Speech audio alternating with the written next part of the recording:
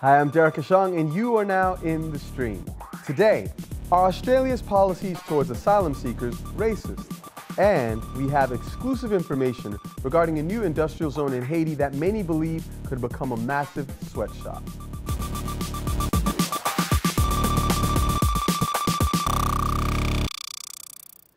Our digital producer, Ahmed Shahab Eldin, is here looking out for your live feedback. Tweet him at AJStream. Joining him on the couch today is Reuters correspondent and human rights lawyer Beck Hamilton. Beck, thank you so much for being with us. Welcome to the stream. In the pre-show, you were just giving us some insights into the workings of the ICC, but talk to us a little bit about the kind of work you do now.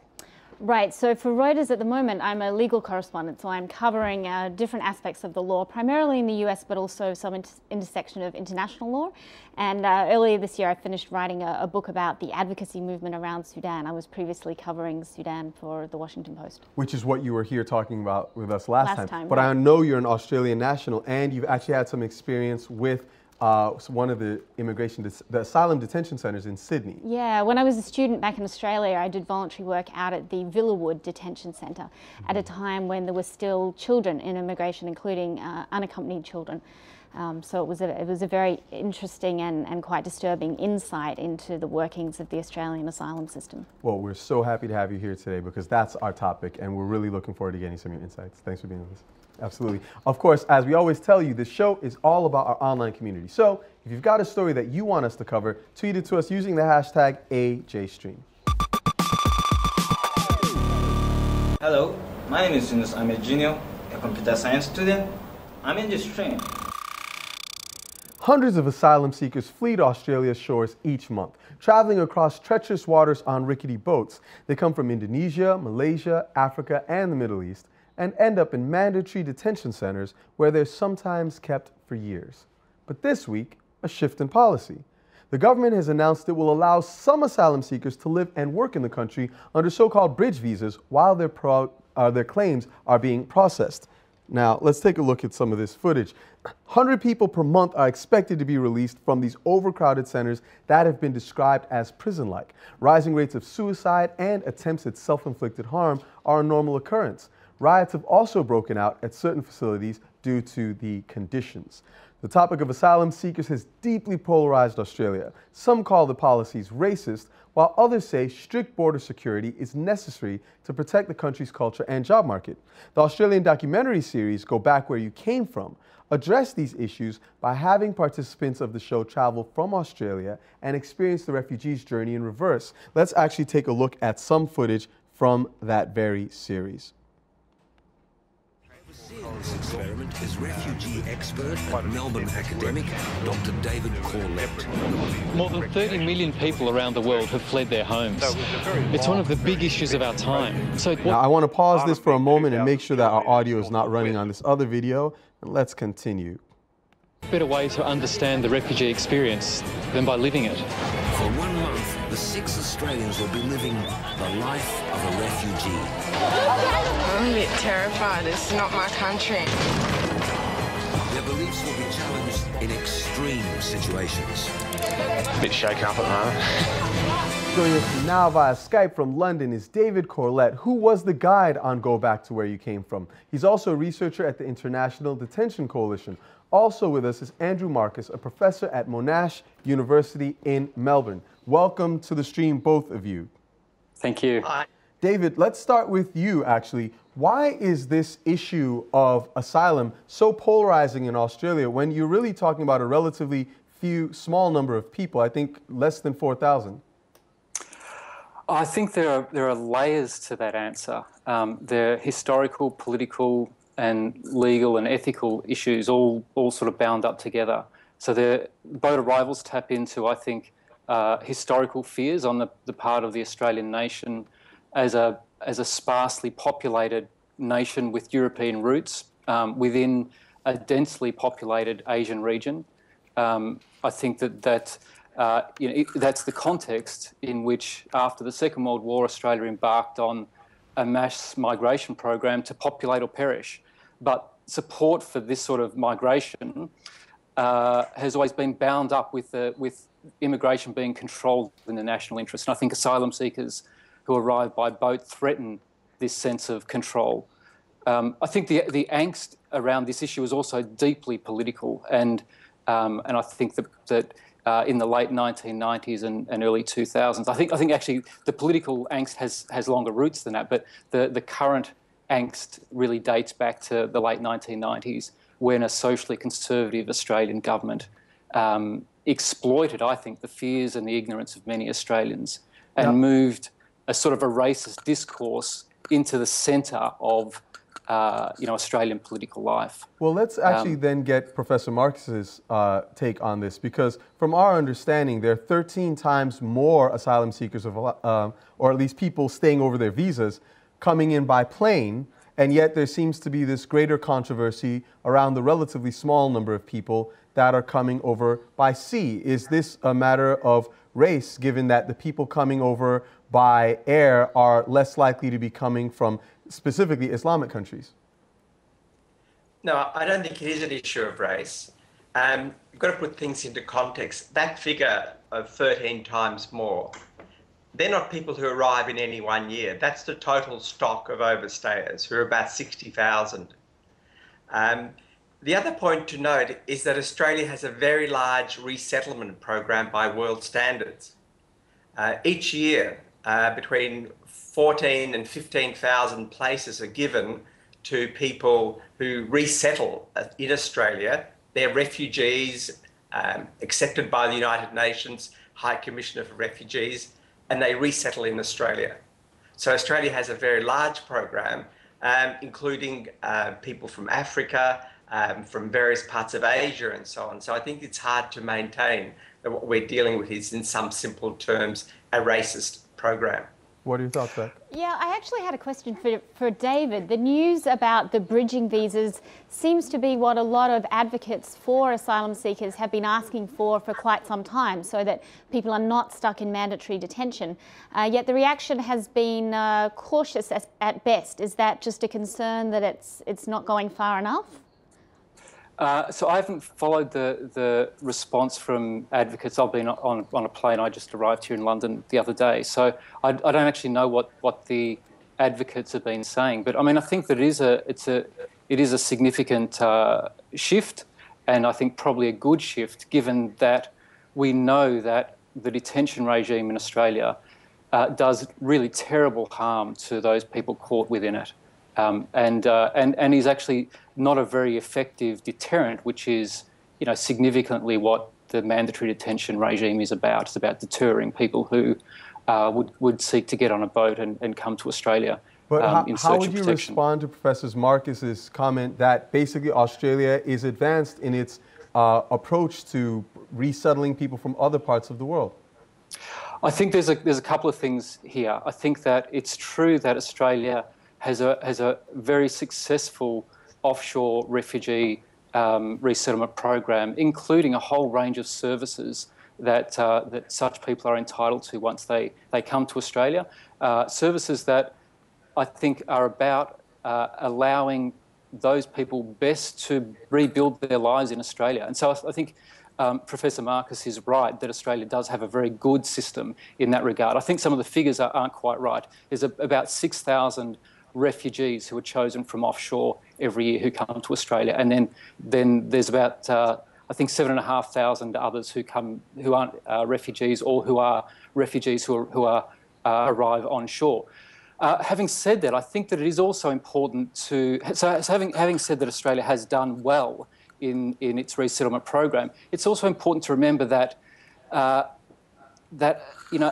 the bulk of the burden of refugees around the world is shouldered by poor neighbouring countries of the refugees themselves. So, when we're talking about some thousands of refugees being resettled in Australia every year, we know that Pakistan is home to some 2 million, nearly 2 million refugees, as is Iran's houses about a million, Syria about 1 million. So we're talking about really small numbers by global measures. Let me actually get Professor Marcus to respond to that point. You've made the argument that Australia is doing some good things in this regard, but could it be argued that the country's not doing enough? it can always be argued that Australia could be doing more. But what would more be?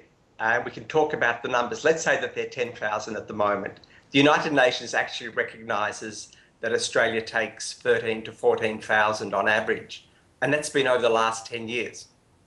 But if Australia took another 10,000, you see, the scale of the problem is such that it would have absolutely no impact on the situation, for example, in Pakistan, where, as you've heard, there may be 2 million plus even larger numbers of displaced people. So Australia would have no impact there.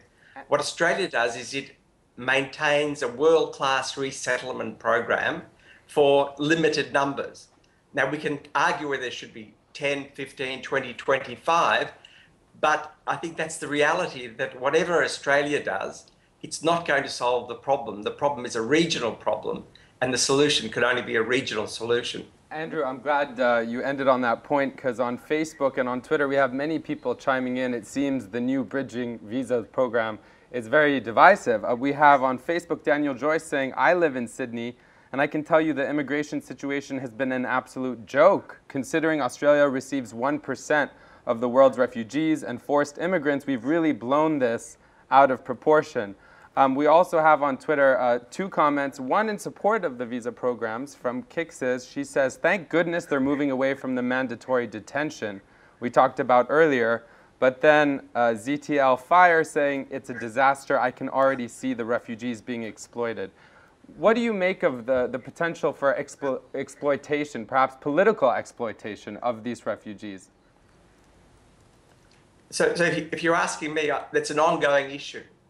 And I think that the only way we go forward is that we get some sort of balanced discussion. And the balanced discussion has to be not measuring Australia against a country such as Pakistan, which is a first country of reception where it's a very complex situation, but understanding the situation in the context of what is reasonable for Australia to do compared to OECD countries. Well, some people... Okay, sorry to cut you off, but I just want to get a video comment in here, because some people actually send us their optimistic views of the change in program, or the reversal, you could say. Let's listen to Kirk Mason. Now, this was on regarding Australia. Yes. Yes. Yes, thank you. Forgive me, I had the wrong one there for a second. Lots of video questions for all the segments. We have one from, this is from Senthorun Raj. Let's take a listen. So I'm hopeful that the introduction of visas to allow asylum seekers to be processed in the community onshore will provide a significant shift to the way we currently conduct asylum policy here in Australia, by moving asylum seekers out of detention and into communities for more efficient processing. We'll see hopefully a reduction in the costs associated with asylum seeker processing, and also a much more humane process for treating asylum seekers, which is in line with our obligations under the Refugee Convention. Do you agree? Yeah, I actually just wanted to pull up, coming off that, a report that came out in Australia just yesterday, the result of an independent inquiry into riots that had taken place in a couple of the detention centres on Christmas Island and Villawood. And the conclusion of the report talks about how the asylum system is swamped, I guess, as a product of mandatory detention, where everyone who comes in by boat has been detained, and the asylum system has been overwhelmed. Do you that we have on Skype, either of you think that perhaps moving to the bridging visa model might help to reduce the stress on the asylum system that has been leading to these kinds of riots at the detention centres? Well, just a very quick comment from me. In the short term, it will. And in the short term, we would all, and even in the long term, would love people to be out of detention. But the problem from the Australian government's point of view is to deal with an issue of major political significance. And I actually don't see that this is going to be a long-term solution. And I mean, I think that it's clearly a response to try and ease the pressure on the detention system. And you know, I think that if you release more people, then you do create some space there. I think it will depend on how many people continue to arrive in the country, as to how it will be played politically. But I do think it's a move in the sort of direction that we'd want to see. And I think that Professor Marcus is right, that this is a complex issue that needs sort of a multi-layered response, including a regional response, including an international response. But it also requires that we respond effectively and humanely domestically as well. Thank you both, David and Andrew, for joining us. We really appreciate your time. Thank you. Beck, I'm just curious before we close out this section, what are the political forces that are at play? I mean, it really seems, as the tweet mentioned, that this is a small number of people and a massive debate. It's become a political hot potato in Australia for sure. And I mean, I very clearly remember back in one of the election campaigns, 2001, and there was it just became the central issue of the campaign. And I think it does tap into when the economy is struggling or when people have insecurities or fears, they look for a scapegoat. And this is not a uniquely Australian problem. It happens everywhere around the world. And it's always easiest to scapegoat the outsider. And so to be able to say that, you know, you're unemployed, the reason is these people who are coming from the outside that are taking your jobs, that's the way that the issue becomes manipulated, rather than focusing on what are Australia's obligations under international law, under Refugee Convention, and under Australia's own law. It's fascinating, that question of who is an outsider, as Ahmed has got a great tweet from you yourself. Yeah, you know, it's apparently a factoid, according to you, that roughly 1 in 4 people in Australia were born overseas, including the Prime Minister himself and the opposition leader. Right. Well, so, you know, the two main political figures talking about this debate were a nation born outside. of outsiders, indeed. Well, remember, you can learn more about this story right on our website at stream.aljazeera.com. This is Salman Khan of the Khan Academy, and I'm in the stream. As Haiti continues to emerge from the rubble of the 2010 earthquake, investors are pouring money into their country. The latest initiative is an international project worth $225 million. A planned industrialized park is expected to create 20,000 jobs, with workers receiving a salary of $5 per day, Haiti's minimum wage. Now, an exclusive investigation, however, by the organization Haiti Grassroots Watch paints a bleaker picture. The group has published material alleging foreign investors are building factories where workers are paid sweatshop salaries. They claim it also means there'll be a massive population influx into the area, creating pressure on the water resources and a loss of agricultural land. Joining us now via Skype in Port-au-Prince is Yannick Etienne, spokeswoman for Bataille Ouvrière, a Haitian labor union. Welcome, Yannick, to the stream. Oh, welcome. Thank you for inviting me to your show. It's an absolute pleasure. Now, talk to me about why you think there's a problem with the building of this industrial park, given that it will provide tens of thousands of jobs to Haitians. Yeah, we really need the jobs in Haiti. As you know, more than 70% of the people able population is out of work, but we really need jobs in Haiti. But our preoccupation is that for the future, let's say we have those 20,000 jobs, but we're talking about unskilled jobs. We're talking about jobs that will last for about 4 or 5 years, and then with people who have not been educated.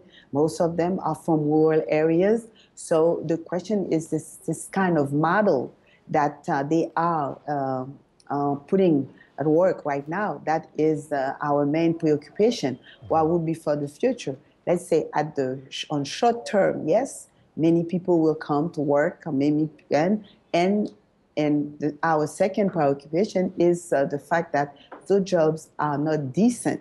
As you know, like the agenda, decent work means that the workers should have a decent salary, and $5 per day it's not a decent salary. So Yannick, I actually want to press on that very point, because in our research we found that, yes, $5 a day is the minimum wage in Haiti, but that the minimum wage for factory workers is $3.75, so that people working in these factories would actually be having a more than a 30% increase over the traditional minimum wage for factory workers.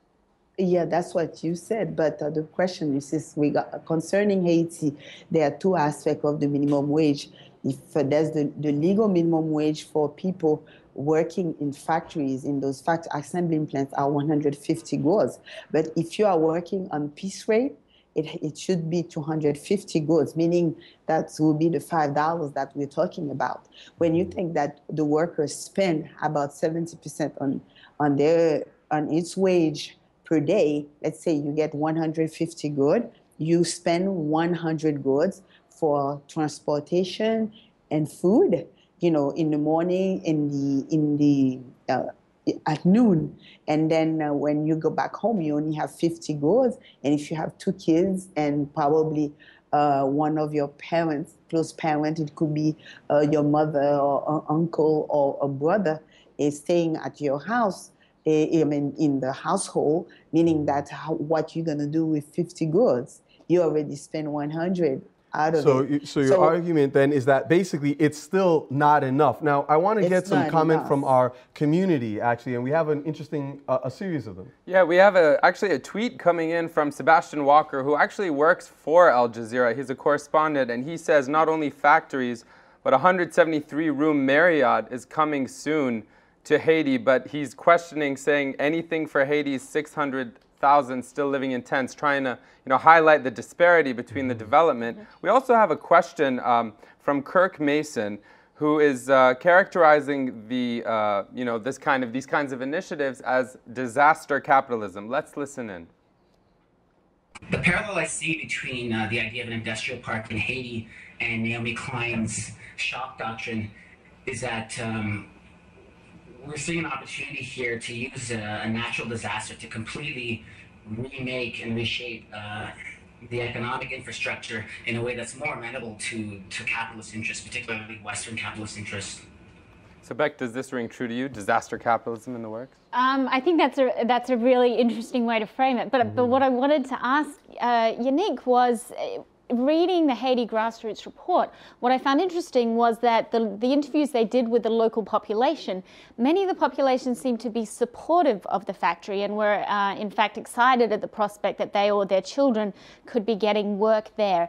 Given some of the negative things that we've been talking about, why do you think that is? Firstly, is it accurate? And if so, why do you think there is some support from the local population for it? I do think the population supports the project, but you have to understand that these people have been living in poverty for so many years. So it's a small fishing village.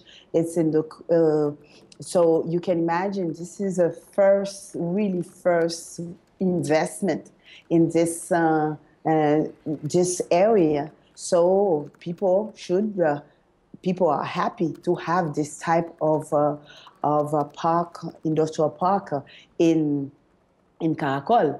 And so we have to understand that and the peasantry, particularly small peasants, have been the losers.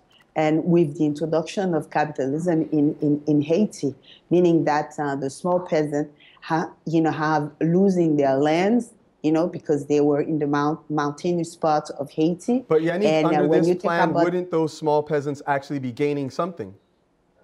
Well, we're talking about assembling plants. They need young people, young able body to produce in those factories. When you think about peasants, we're talking about maybe the children of the peasants probably will find jobs in those assembling factories. But as far as the peasants, somebody who's been 40, 30, been working for 30, 35, 45 years as a peasant, no, I don't think they would be able to find jobs in those We want to continue this conversation and dive deeper into this issue. Yannick, I'm going to ask you to stay with us. I want to thank you, Beck, for being with us, Ahmed as well, and thank you, our community, for joining us. Join us at stream.aljazeera.com, where we'll continue this conversation. On Thursday, we'll be looking at Ecuador's increasingly nasty battle between President Correa and the media. In the meantime, we're talking Haiti right now, stream.aljazeera.com. We'll see you online.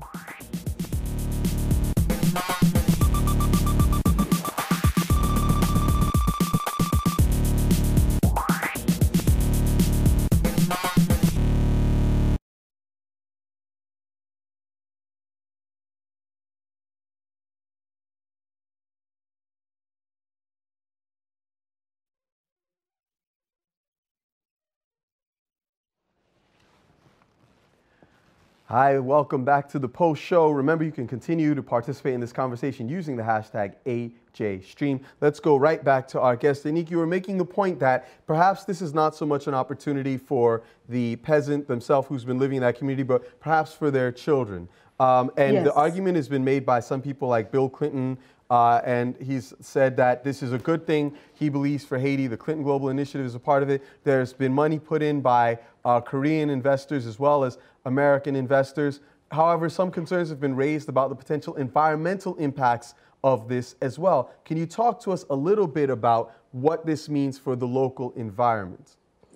What it means that using the water, underwater, groundwater, for the industrial park, and also with the influx of people coming from everywhere to find jobs, because this has been publicized everywhere, particularly in the northern regions of Haiti. So a lot of people will come to this village, and then more people, meaning that they're going to use more water, they're going to use the space. So of course, they said they're gonna have housing, but we know what happened with Cité Soleil in Port-au-Prince, and we know what happened also in Ouanamet, was there was no plan to have housing for the population that is coming with the influx of population, using more water, using more space, more garbage, and you have to understand that the company will have what they're going to have a dye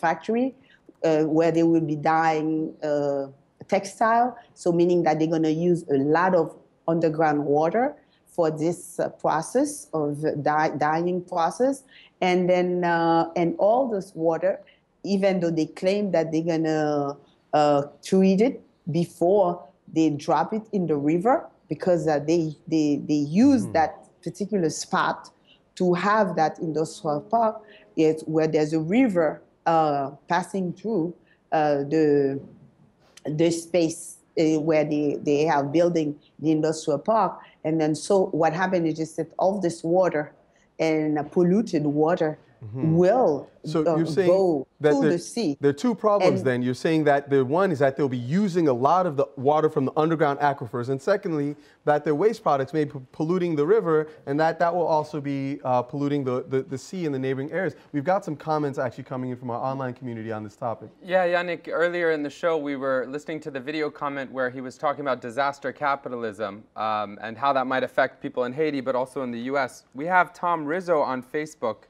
right here saying, this is a perfect example of the bankruptcy of our system of predatory capitalism. Under the guise of advancing Haitian development, the wealthy will get wealthier at the U.S. taxpayer expense. And he's saying when this industrial park is destroyed by another earthquake, like the area was in 1842, he's saying 3 guesses as to where the money is going to come from to rebuild it. So he's commenting on how this negatively affects U.S. taxpayers potentially. But what do you make of this cycle, as some see it or some try to characterize it, of in the wake of disasters, you know, companies or people from abroad coming in and whether responsibly or not, you know, building these kinds of industrial zones or factories or hotels or whatever it is? I mean, what is the lasting legacy? Does it help the Haitian people? But the problem is the thing is that we have our own history. Since the coming of Rockefeller around François Duvalier's time, and then they have started with the CBI, Caribbean Basin Initiative. We have seen these industrial projects, you know, assembling plants coming to Haiti since the end of the 1970s until now. What progress what happened? Did Haiti has any progress? Has our economic base been strengthening? No. So I think what is happening now is just that we are doing the same thing that we've been doing, you know, and then And this is a problem. This is this kind of model of so-called model of development that they have for countries like Haiti, that this model is not going to work. And he hasn't been working for many years. I don't see why it has to work now when you think about capitalism in crisis right now. And when you have a Korean who wants to be close to the US market and to use the trade preference law, meaning HOPE law that has been passed at the Congress to make sure that they can produce in a place where they can enter the US market without paying customs. Yeah, so the thing is that we're talking about people and using Haiti to make more profits. And I do agree, more the richer are going to be richer. And of course, some of the people in Haiti will find a job that will be not decent with very low wage. And then after 20 years, we'll find out again that the poverty is still growing in Haiti. Let me jump in there, Yannick, because this is a very interesting and important point that she's raising. Basically that, you know, there's been a pattern and that you haven't seen the people benefiting. And I think that that's borne out by history and the facts. The question that I have, and I'm interested in your thoughts on this, Beck, is, you know, how is it that we could believe, or where does the, that an idea of a business like this coming in, and it's supposed to be good for the Haitian people because it will provide jobs. But we see even from protests in China that were growing last year, and we saw some this year. We've seen protests in industrial cities and others here in the United States. We've seen people concerned around the world, not only with lack of opportunity, but a lack of opportunity that they feel is substantive. So if you have a country like Haiti that has had such an economic blow as the earthquake, who is going to protect the interests of the average worker there from the interests of these companies that are coming in? Right, Yeah. and I mean, sorry. I'm sorry, go ahead. As I was saying, this will be one of our big concerns. This is why, as a workers' organization, you know, defending workers' rights in Haiti, yes, we are going to monitor the situation closely, and of course, we're gonna work to organize the people involved, and so that they could defend their rights. They have to be informed. We're not saying that they shouldn't come because they're already there anyway. And we are not in a position to push them away in right now. But the question is, they are going to be there, and our responsibility is to inform the people about the situation. If there are violation of their rights, of course, they should be ready, organize themselves, mobilize themselves to defend their rights. And third, we have to continue to make people understand what it means having a future, what it means to have what is the importance of having an alternative economic models. And it's not because this has been done for many years and we haven't got any results, positive results from it. And then we have to think about alternative ways. Now, on that same point of alternatives, and Beck, I want to get your thoughts, but first, we actually got an interesting tweet on the topic. Yeah, Yannick, I want to bring this up because, as you know, we're talking about development in Haiti, and perhaps development in its entirety isn't bad, but Newsy Guy, or John Muelling on Twitter, is bringing up the idea of, as a solution, investing in the farming sector, growing sugarcane and building plants for its refinement to ethanol, you know, which will create jobs. The reason I bring this up is because we know sustainable agriculture is a big problem in the future for the world at large. What do you think? Is investing in agriculture right? I think this is the sector that we have to put, we have to have more investment. First of all, we have to understand the main working people in Haiti are from peasantry, and their economy is going down. So we have to invest in that sector, agricultural, agro-industrial sector, so that we could have sustainable, we'll be able to feed ourselves. One of our problems, we are buying food everywhere, particularly from the United States. So if we have to have our sovereignty regarding what we are eating in Haiti, and I think this is one of the main things that we have to concentrate on now. I'm not saying that they should not have industrial like other assembling plants, but it has to be a combination of both or other options too regarding the economy of the country. But I think the agriculture, this is the first thing that has to be revigorate in Haiti, not letting down. And by letting down, and they have more people who need jobs, who will come, who will accept, who will applaud this type of project that we're having now in Caracol. And this is the situation. On that point, I think we're going to finish the story. Thank you so much for taking the time to be with us and explaining your perspective on the challenges posed by this project. I have to thank you too. Thank you. Thank you for inviting me. So much. And I want to leave with, I know we've got some final stories that we've been following. Ahmed, tell us a little bit about them. Thanks, Eric. Well, this is our lead section. We want to give you at home a taste of some of the other stories we're following here in the stream. And the first one comes from Pakistan, where cable news operators have pulled BBC World off the airwaves after deeming a program called Secret Pakistan to be one-sided propaganda. The documentary covers the military's alleged close ties with Taliban militants, and many say the incident marks an increase in public hostility that is, to the West. Now, our next lead is coming from the United Arab Emirates, which is celebrating the 40th anniversary of its independence from the United Kingdom.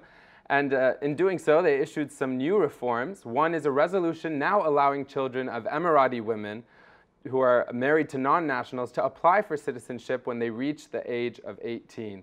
Now, this is big news in the Gulf, since in most Gulf countries, citizenship is only passed on through the father. And last but not least, on Tuesday, the Nigerian Senate voted to criminalize gay marriage, gay advocacy groups, and same-sex displays of affection, though the bill still has to be passed by the House of Representatives and signed by President Goodluck Jonathan before it becomes law. It's far more wide-ranging than the initial draft. So those are just a few of the stories that we're following here in the stream. If you want to learn more about them, you could visit stream.aljazeera.com/leads, where you can vote them up or down. And if you vote enough, perhaps we'll take a closer look in a future show. Derek? All right, thank you for that, Ahmed, and thank you, Beck, so much for being with us. We appreciate it. My pleasure. For sure. Thank you, our audience, our community, actually, because this is an interactive program. So much for being with us, as always. Remember, you can always tweet us at AJStream. Tomorrow, we are looking at Latin America. Stay with us. We'll talk to you online.